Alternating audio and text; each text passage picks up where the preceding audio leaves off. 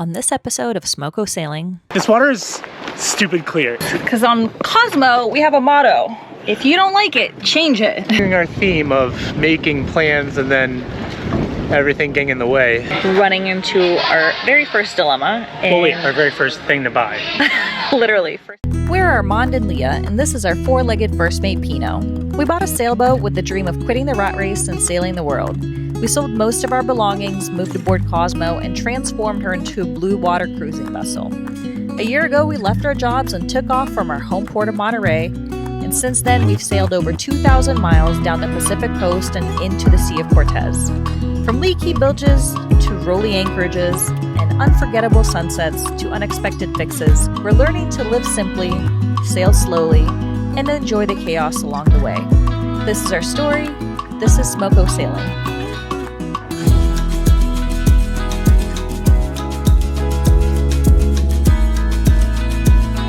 It doesn't take long to get somewhere stunningly beautiful in the Sea of Cortez, and to get away from the city we set off for Balandra Bay. It's just 5 miles away from the La Paz city anchorage and is famous for shallow turquoise water, white sand, and hikes with views of it all. We arrived yesterday, it was really calm. And then a random southerly hit. We woke up to some crazy gnarly waves and the boat rocking back and forth. When bad weather hits and it's super uncomfortable and rolly on the boat, you get off the boat and you explore what's on land. Because Balandra has a ton of hiking trails, and so we're gonna go explore those. Oh, look at poor Cosmo, just bouncing back and forth. Overnight wasn't rolly. It was windy, but it wasn't rolly. And this morning it was calm and then it came rolly. Which is why I think the wind direction is going on. It's okay, we'll go on land and we'll walk around.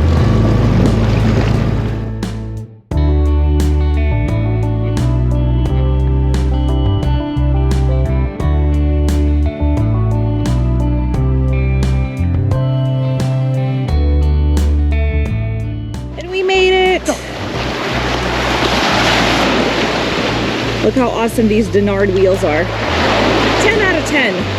Yeah. Just a short sail north of La Paz lies one of Baja's most iconic anchorages and actually one of the top 50 most beautiful beaches of the world, Balandra Bay. From above, it looks almost unreal. Swirling shades of turquoise and white sand that stretch for miles, framed by the rugged desert hills of the Baja Peninsula. Balandra covers over 6,000 acres of protected land and sea, a mix of mangroves, desert, and crystal clear shallows that make up one of the most photographed places in all of Mexico. It's part of a network of conservation zones that protect the fragile ecosystem of the Gulf of California, and in 2008, it was officially declared a protected natural area. Because of that protection, Balandra remains blissfully untouched. You won't find hotels, restaurants, or jet skis here. Just a handful of locals and travelers lucky enough to visit during one of the 2 daily time slots. And to preserve the environment, the park limits entry and requires visitors to check in with rangers who help manage the fragile balance between tourism and conservation. The bay is made up of 7 separate beaches, each with its own unique shape and view of the surrounding cliffs. Boats are kept away from the sand flats to protect the seagrass and marine life that thrive there.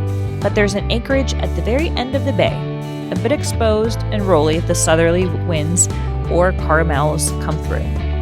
Unfortunately, we had to experience that firsthand, but that's all right because it gave us an opportunity to explore Balandra from land. It's my kind of hike. Very easy, we're not scaling rocks yet. There's this cool little maze at the very top. This is actually, I don't know if it's an official hike, but this is a road that's obviously meant to be walked on. Looking forward to seeing like what's on the other side because Balandra Bay has a few different coves. One of them you can actually not get into unless you paddle in. You can't bring any kind of motorized vehicle or vessel in, so no dinghies. We're gonna check it out. Hopefully the hike will lead us there. This water is stupid clear. It's so clear that I can see my keel from here. And in the marina in Monterey, I couldn't see my keel from the dock. So it's just wild. Look at this. This is so cool. Yes, it's early, but this is tight. Is this a pile of everyone that's done the hike? Or is this one giant prayer rock?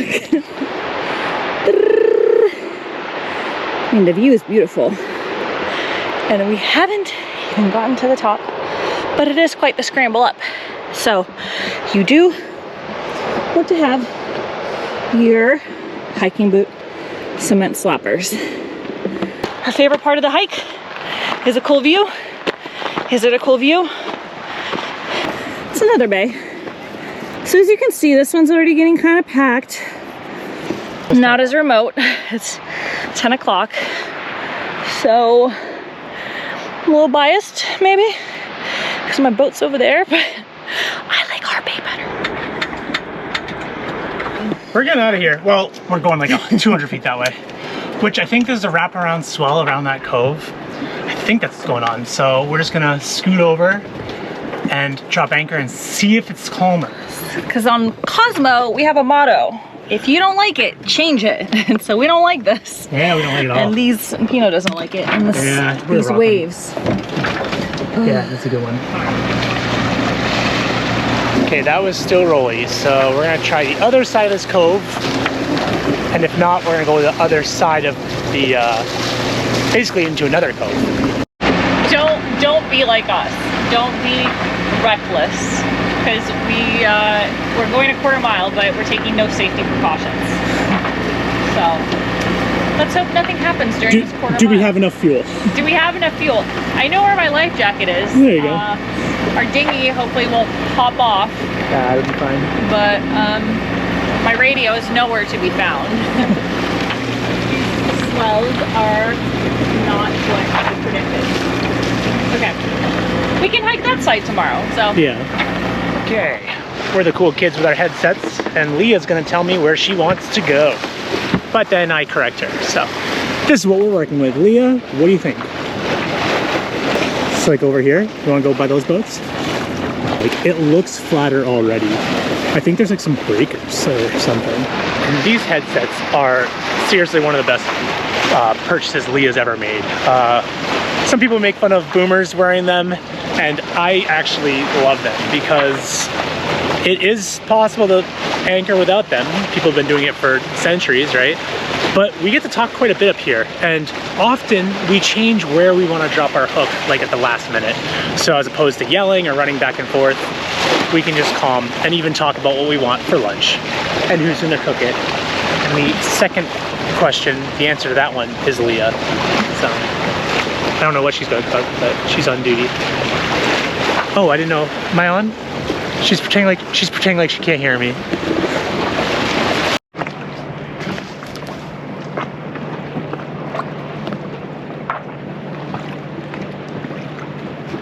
Anchor is set, and let's see the Smolina review. Okay, it's still a little, it's not as flat as I would love. It was my perfect 10 out of 10 conditions, but this is 100% improvement from the last place. So I'd say 10 out of 10 improvement. Yeah. I can cook in these conditions. Yeah, it'll calm down yes, too. I will be the one that's making lunch. So I was just teasing. I will make brunch. Mimosas brunch all around. No, this isn't bad at all though. I know what you're thinking. nighttime. You guys need to be sleeping because it's like 8 p.m. That is true. It's past cruisers midnight. It's actually is cruisers midnight. But our friends on SV Bandit are anchored like 1,000 feet away from us. Yeah. And they invited us over for cocktails. And we said absolutely. Yes, and we said yes. They said cocktails. Yes, because they're our age and they're really fun. Yeah. And we had drinks with them like a few times in La Paz, and they're super fun. Yeah. And we're super bummed that they're heading west when we're heading like in Sea of Cortez and east. Yeah. So we're trying to get as much time with them as we can. So we're gonna head over and have some fun with them. Cruiser friends, Yeah, cruiser it's wild. friends. Like, we meet people cruising, and you have so much to talk about. Back in corporate world, you'd meet people, and like all you talk about is work. And except for one being a doctor, one being Boring. pressed, I don't know anything else about them except for cruising, right? I don't know what they did for And their yeah. stories about like broken bones, but Yeah. like it's just so much fun. So Yeah. we're gonna have a blast. All right, let's go. Doesn't really match. Let's go. Let's wear our headlamps, cause just in Headlamps. case. And off we go. It's like regular people would just get the car and drive. We get headlamps, we get in our dinghy. We go. We're going to that light. Into the abyss. The next day, we made our way down to Bahia Falsa, about a mile away from Lobos. This anchorage is known for its calm bay, beachside restaurant, and an easy way to get into La Paz via taxi or bus.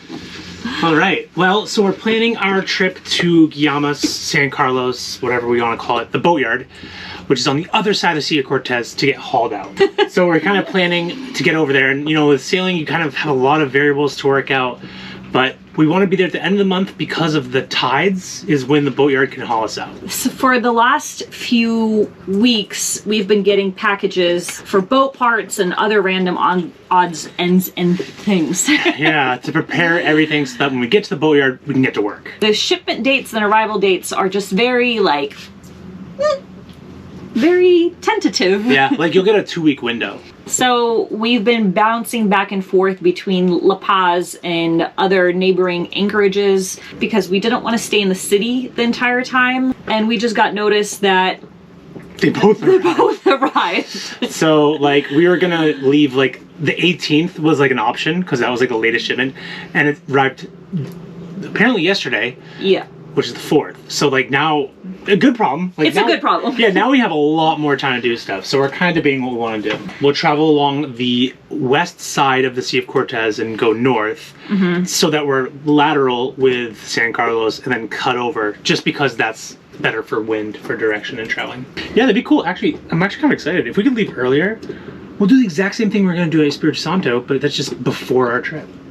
This is why they say, like, write your plans in the sand at low tide. Because actually, this is seriously, like, what can happen. It's the next day now, and continuing our theme of making plans and then everything getting in the way. This is what we're dealing with in the anchorage. So pretty rolly. We've got some white caps out there. So for us to dinghy to shore will be pretty wet. So I wanted to go get the packages today. We'll have to wait a few hours. I hope we can still get them today, but we're staying put. Mother Nature had different plans. So this is kind of what you have to do with sailing. You know, you have all the time in the world to do stuff, but then you get delayed like this. Well, we'll see what happens. Well, back to the planning board. We had a little heart-to-heart. My wheels started turning in my head. Yeah. Which sometimes is a bad thing. Yeah. No, but it's sometimes a good thing. We're right around the corner from the channel going into La Paz, so we're thinking that it's probably easier to go into La Paz, anchor overnight, and then get a lot of things done. Get packages, provision, get fuel, because there's not going to be like a Pemex or a diesel station for a while. We're gonna go to La Paz now. Yeah, so we'll get there in the afternoon. So while we're there, we'll do all that stuff that you mentioned and any last minute runs. Even though I didn't want to go back to La Paz, this isn't the big deal because it's actually probably gonna be faster. It is like a 20-minute drive from here into town, so. And waiting for Ubers takes a while. It does, yeah. And La Paz being a small sailing community, we ran into our friends on Dandy Fine coming right into the La Paz anchorage. Of course, we had to say hello. Okay, it's pretty crazy how much of a difference it is right now. Like, we're just around the corner and now it's hot in La Paz and it's flat as anything, so overall a very good move. We can get a full night's rest. We came back and we literally grabbed the same spot that we had in La Paz before we left. We keep coming back to the same place. The weird thing is people go to Bahia Falsa because it's so calm, and we left because it was so rolly. Kind of a bizarro world going on, but let's get dressed and go get some packages.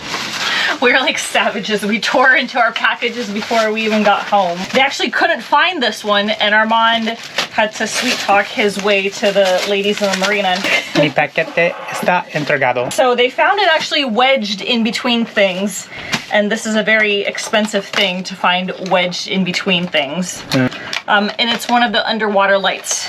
This is the one that was supposed to arrive 2 weeks later, and it arrived 2 weeks early.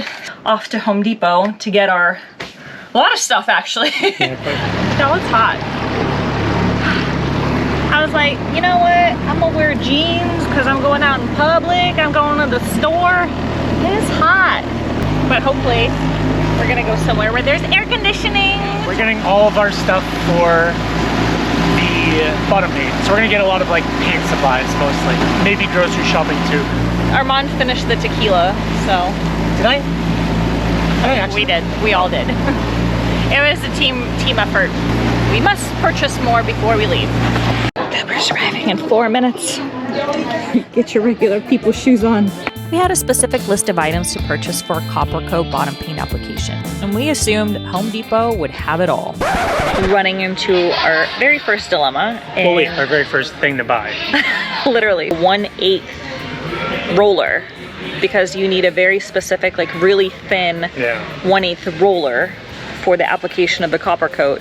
And the thinnest they have, 1 1/4. Right. 1/4, yeah. 1/4. Okay, we're getting these suits. Should we get 2 each? Ooh, those are cool suspenders. Okay, let's keep on moving. We got a few things on the list and had to get the rest online to get shipped to the boatyard in San Carlos because we were ready to get out of La Paz. So today we are gonna be leaving La Paz. This is gonna be pretty much kind of like the last time that we'll be here for a while. Now we're gonna be taking off, going north. Today we're hoping to be able to sail to our first stop, which is Espiritu Santo. We're gonna go to an anchorage that we haven't been there before, but we heard it has good protection from the northerlies that are gonna be coming in tomorrow. Not too bad. I think gusts up to like 30, which we've seen before, but the islands have semi-good protection. I've been packing down the boat. So because we're gonna be sailing, we kind of have to pack down the boat a little bit more to prepare for healing because stuff will slide all over the place. When Armand gets back, I have some quiches. Even like short passages, I wanna make sure that we're very well fed. Hello. All right, Yeah. got the goods. Yeah, so very glad that we went refueling because I used 5 cherry cans. And now I have 5 full ones, so we're good. Here's the goods. All right, we are underway. Engines are running. We think we might be able to sail today because there's some good wind. So we're getting more outside this channel, so I think we'll be able to do it. Check out this mofo. Santo. It looked like a phantom. Ooh, nice little like lounge area in the back, Leah. And here's a wake. What an exciting sail to Espiritu Santo. This is the moment of truth. Yeah, I had real bad halyard wrap and I went up and fixed it. Hopefully, allegedly. So now, Will the jib unfurl?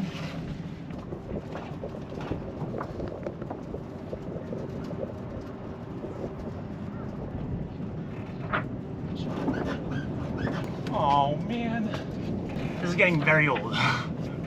This has been an ongoing issue ever since we had our standing rigging done in San Diego. At first, the jib halyards kept snapping. Then it never came out or rolled in smoothly. Armand tried just about everything to fix this issue. After a bit of frustration and a lot of staring up at the mast, Armand found a simple remedy and saved the day.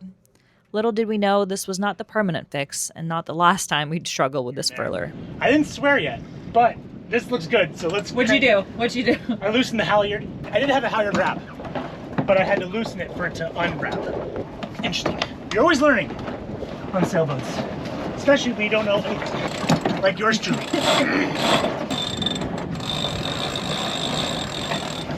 Okay, we got a little bit of a sloppiness in the bottom because I dropped the halyard a little bit, so I might be able to tighten it today. Who knows?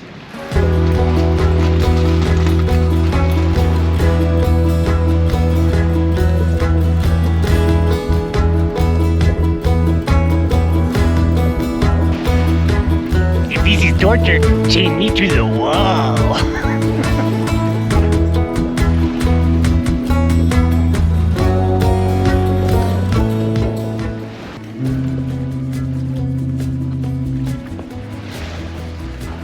Is that the boat telling us to stay away from them?